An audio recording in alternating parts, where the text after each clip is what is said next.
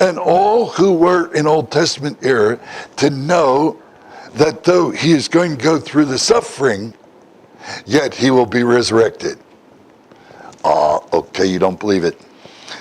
Acts 2. Peter is preaching in Acts 2, and on the day of Pentecost, 50 days after the resurrection. And let's see, it ought to be here somewhere. Yes, verse 22. Men of Israel, listen to this.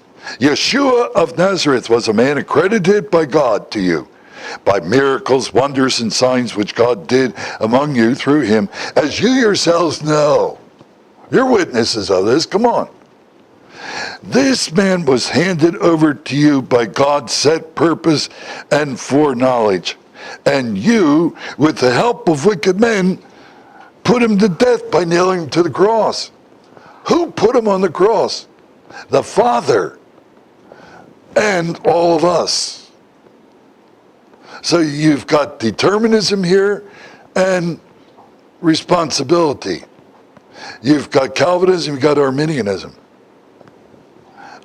And verse 24, but God raised him from the dead, freeing him from the agony of death, because it was impossible for death to keep its hold on him. How could death keep its hold on one who is the power of God himself? David also said about him, I saw the Lord always before me, because he's at my right hand, I will not be shaken. Therefore my heart is glad, my tongue rejoices, my body also will live in hope, because you will not abandon me to the grave, nor will you let your Holy One see decay. Now verse 29, brethren, which means cistern too. Brothers and sisters, I can tell you confidently, can't you hear the accent? I can tell you confidently that the patriarch David died and was buried, and his tomb is here to this day. But he was a prophet. I thought he was a king. No, David was a prophet too. He was a prophet and knew ahead of time. The Greek word there is he foreknew that God had promised him, who? Yeshua, on an oath, that he would place one of his descendants on his throne. David, seeing what was ahead, spoke of the resurrection of the Christ. And you know what? I have for 55 years declared that in classes, and some of my students, not the ones that are here today, but some have fought me on it. No, they said, no, they mean that this was a deeper meaning that was now given to them at Pentecost. No, he said David, seeing what was ahead. David, seeing what was ahead. David, being a prophet, spoke of the resurrection. Could the Old Testament people have known about the resurrection? I mean, poor Cleopas and his untagged buddy. Could they have known? Yes. Question now. Go ahead. Yes. Back in 22, Yes. You said the first part of it, deliver my soul from the sword. But what does that mean, my darling, from the power of the dog? Was he talking about the Sanhedrin, like he talks about called in dogs? That's a famous text, critical issue in terms of how the original text reads there. Are you aware where she is? It's in Psalms 22:20. You read the first half, but not the last half. Yeah. You said, my darling, from the power of the dog. Yeah. So what does that mean? And there is a, if I remember correctly, there is an alternative reading on that. But I've forgotten what it is now. Read my book. Messiah in the Torah? Yeah, Messiah in the Old Testament. Yeah, in the Tanakh. Yeah. It's in there? Yeah, I think you'll find it there. Yeah. I'll do a paper on that verse. What's that? No, 22, verse 22. Yeah. It's just out of my head right now for the minute here. Well, what other Psalms? Psalm 40 and 45 address the Messiah as a planner, and the groom. 45, is the wedding. And 68 and 72, oh man, are they great. 68 speak of Messiah as the triumphant king. I love that one. And interrupt on that power of the dog for just a second. Wasn't the dog? Yeah. When we saw Ahab, the blood was licked up by dogs. Yeah, that's true. It is always the dog that takes care of the refuse, the that which is left over on the battlefields, etc. It's wild dogs. I'm assuming what he's saying is, to save them from death. that's very true. Yeah. Thank you for that. Well, Psalm 68, may God arise, may his enemies be scattered, may his foes flee before him. And he goes on to speak here of God coming down on Mount Sinai to meet Moses.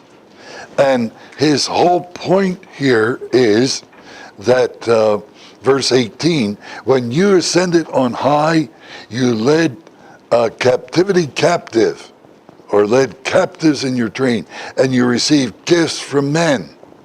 Now, that's picked up by Paul in Ephesians 4, and on both instances, it's very similar. God came down on Sinai and chose the Levites, so therefore he was able to go back, because he had the Levites for the work of the ministry. Read Numbers 8 and 18, where you have the call of the Levites. So, Christ comes down in Ephesians 4, like God the Father, and chose some to be apostles, some to be prophets, some to be pastors, and some to be teachers. We used to join those together, pastor, teacher. Now we find out that Granville Sharp's rule doesn't always work. So, okay, there's a difference there. So God calls all of them for the equipping of the saints for the work of the ministry until we all come. So we're not all there yet. It begins in Ephesians 4. Knock yourselves out for the unity of the faith. Unity of the faith. But the unity of doctrine, we're still having difficulties. And so we're all coming until we all come. It says so. I didn't say so. Lord said so. And so the Lord gave gifts to each one. Every believer has a gift. Ephesians 4:7. You are not giftless, honest. There is one given by the Holy Spirit. But some men and women are taken captive. I'm a captive. A happy one, but a captive. Otherwise, I would be out playing in the dirt today. I like farming. And it's satisfying to work hard all day, and then after supper, as we used to call it, sit on the porch in Philadelphia with a rocker with your feet up on the rail now, and listen to the corn on a hot day like this just snap as it grows across the way. But now I teach until 5 o'clock, bell rings, and all the corn leaves. And so,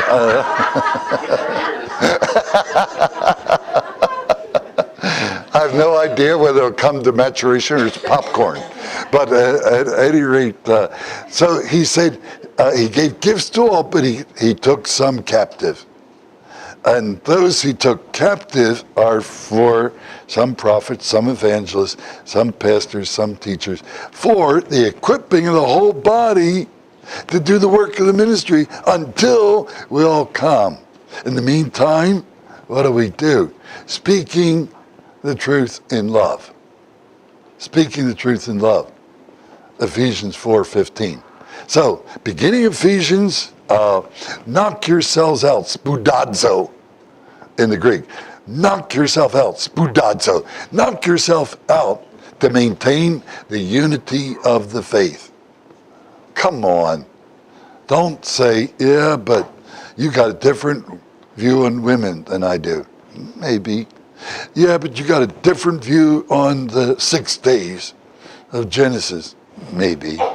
Yeah, but you got a different, and no. Come on, essentials. Let's go for the non-negotiables. What's non-negotiable? Christ, that Mashiach died, and he rose again, and he lives for us, and he sent his Holy Spirit, and he's going to come again. Come on, do we agree on that? Yay, we do. All right, that's enough. Huh? That he's the only way, the way, the truth, and the life. There's no other way. That too. I'll put that in there. But there's a host of things we could start a riot in this room. Yeah. Just by saying that. And he says, look, we're all coming until we all come. Until it's all going forward. But meanwhile, speaking the truth, what you know is truth, in love. Don't cut each other off. Dumb buzzards. You don't believe like I do. Oh, come on. I've grown up in the independent movement. I've seen too much of that. Long before we had church growth, we had church splits, which was our real means of growth. And in our little town, just outside of Philadelphia here, we, 1900, when I went to school, there were 1,899. But I mean, it's very small. We planted 2 churches by splits. And they're ever silly things. One was, my aunt was the organist, and she played Search Me, O God, first time way back in the 50s, when people only knew that as now is the hour when we must say goodbye. And they said, that's a secular song. No. It had sacred words to it. Split, yeah, yeah. Well, look, the Psalms are just loaded, and they have a enormous amount of material. Questions you have on the Psalter before I go to the prophets, because now we just have a huge amount. Back here, yeah, thanks.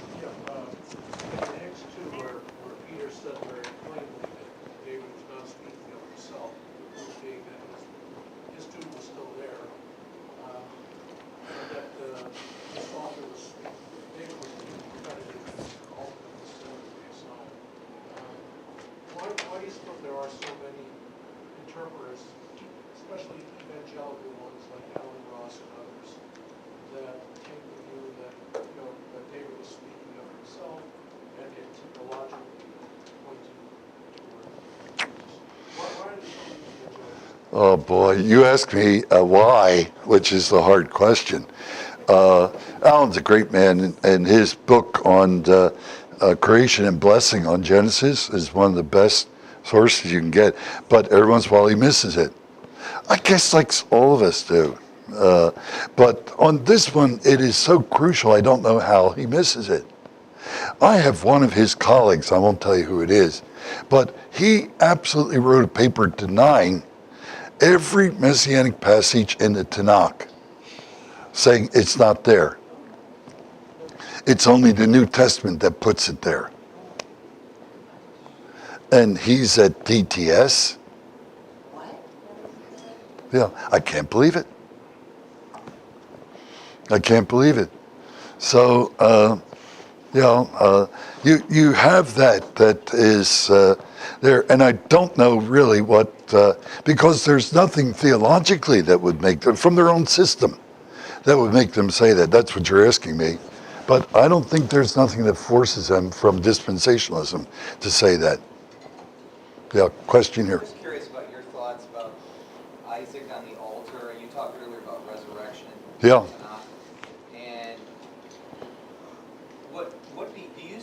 some of the rabbis teach that, in some ways Isaac was resurrected on the altar. What is your thoughts about that? No, he was rescued by the Lord calling Avraham, Avraham, don't you move that knife. He's got it raised in a thrust position, apparently, and he was stopped. And then he is told there is in the bush a ram that is caught by its horns, and use that instead. So, but the point was, I think Abraham saw the day of the Lord, and he figured that he had to kill him, but that God would bring him back again from the dead. So confident was he in his faith in the Lord, but he didn't have to do that. So I know he didn't physically sacrifice him, but Yes. the writer of Hebrews in Hebrews 12 says he figuratively received him back from the dead. Yeah, and the figure there is I think good. That's a good way to put it, but in reality, no. He didn't physically do it, but Yeah. I didn't know if you saw that as a type of resurrection tonight, or do you not put it? You don't put that in that category. No, I wouldn't. But I do put Abraham's faith that God was going to do that. I mean, how could you take your only son and everything you're resting on and the whole promise of God and then just slay it right there? Unless he says, Lord, this is up to you. I trust you. I trust you. Abraham's faith at points is astounding. It really is. When you compare it to others, I mean, they just go on and on. Jeremiah has a long protest when God calls him, but Isaiah, he responds right away. Moses, he's got 5 objections, and finally he says, I can't think of a real good one. I just don't want to do it, So he said, I've run out of excuses, which really was true. I mean, he's very, very honest there. But so it goes. Yeah, comment here. Thanks. Well, it's a question that goes back to the beginning of the class today. Would you distinguish between prediction and promise? Yeah, I would. Yeah, because the prediction is just the word by itself. Promise involves the whole context and environment of the plan of God and what he had said he would do. So this item fits into a master plan. And so there's more context in the promise than there is in prediction. Would you say a promise is more personal to God? Is more of an expression of his personal involvement in us and in the lives of Okay, that plus, though, there's more involvement in the total plan of God. Yeah. Comment back here. Yes. Give an example of a verse that you would say is a prediction but not a promise? Again, there is a prediction without a promise. So, could you give to help differentiate, can you think of a verse that you would say is a prediction but does not qualify as a promise? Most of what we call predictions are promises, so I think I'm a little short on examples.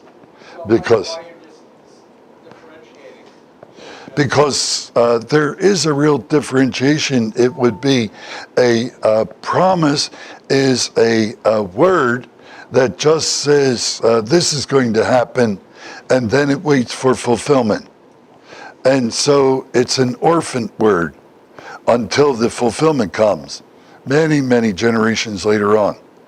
But here in a promise, there's the third element, which is the succession of events, which is the whole story of the Bible. That's why we read it from Genesis all the way through, because that connects it. It's the glue that puts it together. I'm not clear whether you're simply saying you prefer to use the word promise instead of prediction, or whether you're saying there are some passages that are promises and others that are really predictions. Anytime it comes from a human being and they make a statement, I can't think of one, but one of the kings says that it may have been Saul, I will be king. That's a prediction. It's not a promise. He doesn't have the power to make it happen. That- Patriots are going to win the Super Bowl in 2012. That's a prediction. I can't make the promise for him, but that's the prediction. That's not what I'm asking. Darcy, are there any? That's pretty good. No, I mean, you say there's any verses that where it's God or the prophet speaking that qualify only as predictions, not as promises? I think for the generalization, that'll work. What about if you have predictions of coming calamity, which is not a promise, you're not hoping for it, it's not something that you're looking forward to God fulfilling his plan, it's provided as a warning of what is coming so that you should repent. Isn't that more a prediction than a promise? No, interesting you should bring it up, because in the promise, it is not just blessing, there's also the judgment side of it too.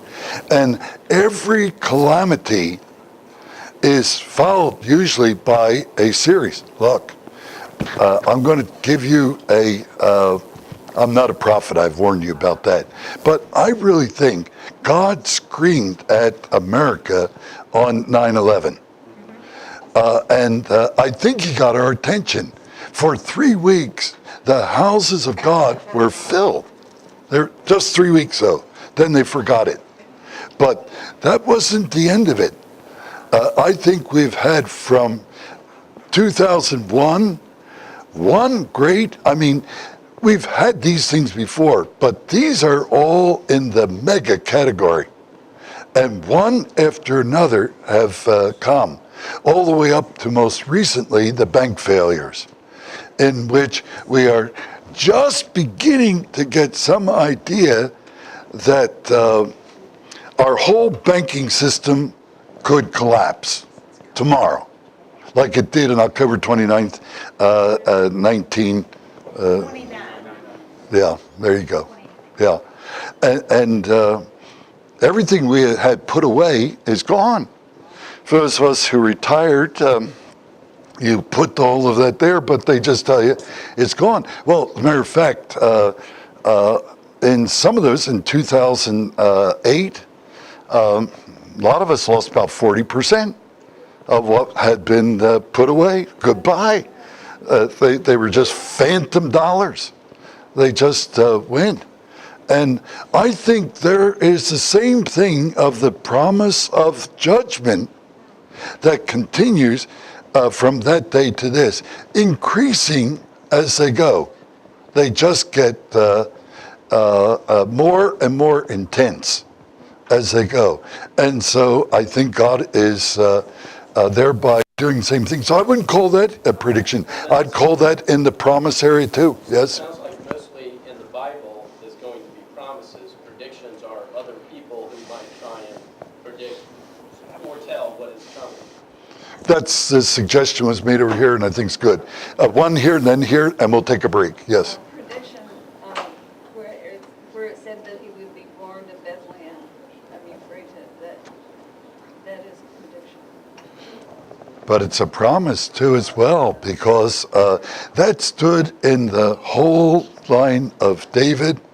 That's why they had to go all the way back to their hometown to be registered.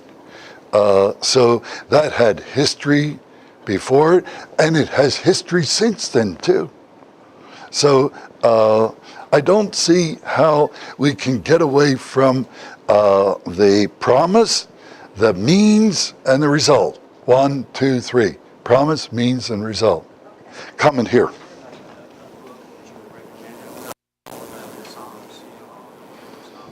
A book I'd recommend on the Psalms.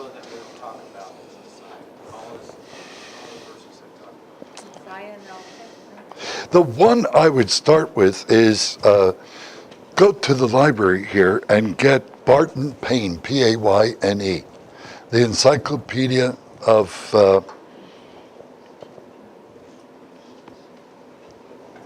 what do they call it? Biblical Prophecy. Yeah, Encyclopedia of Biblical Prophecy.